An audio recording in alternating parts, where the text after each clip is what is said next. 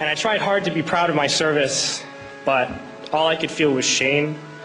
And racism could no longer mask the reality of the occupation. These were people, these were human beings.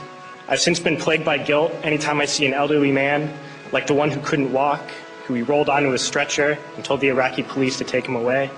I feel guilt anytime I see a mother with her children, like the one who cried hysterically and screamed that we are worse than Saddam as we forced her from her home.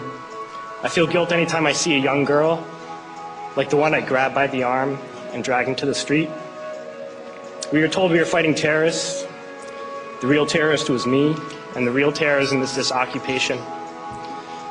Racism within the military has long been an important tool to justify the destruction and occupation of another country. It has long been used to justify the killing, subjugation, and torture of another people. Racism is a vital weapon employed by this government.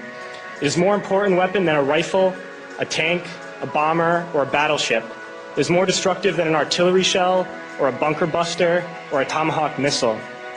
While all those weapons are created and owned by this government, they are harmless without people willing to use them. Those who send us to war do not have to pull a trigger or lob a mortar round. They do not have to fight the war, they merely have to sell the war. They need a public who is willing to send their soldiers into harm's way. They need soldiers who are willing to kill and be killed without question. They can spend millions on a single bomb, but that bomb only becomes a weapon when the ranks of the military are willing to follow orders to use it. They can send every last soldier anywhere on earth, but there will only be a war if soldiers are willing to fight. And the ruling class, the billionaires who profit from human suffering, care only about expanding their wealth, controlling the world economy. Understand that their power lies only in their ability to convince us that war, oppression, and exploitation is in our interest. They understand that their wealth is dependent on their ability to convince the working class to die to control the market of another country. And convincing us to kill and die is based on their ability to make us think that we are somehow superior.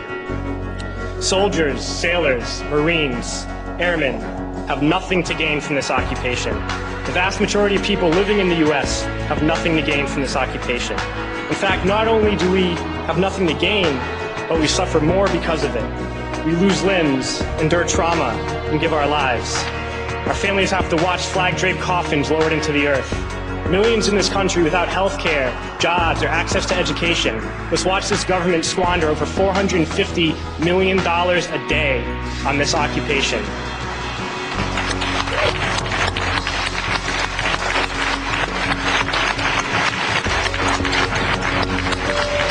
Poor and working people in this country are sent to kill poor and working people in another country to make the rich richer. And without racism, soldiers would realize that they have more in common with the Iraqi people than they do with the billionaires who send us to war.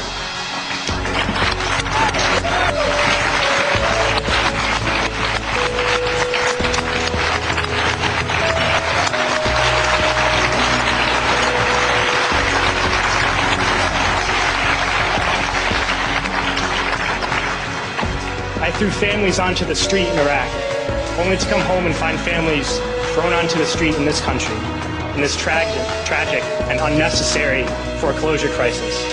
We need to wake up and realize that our real enemies are not in some distant land.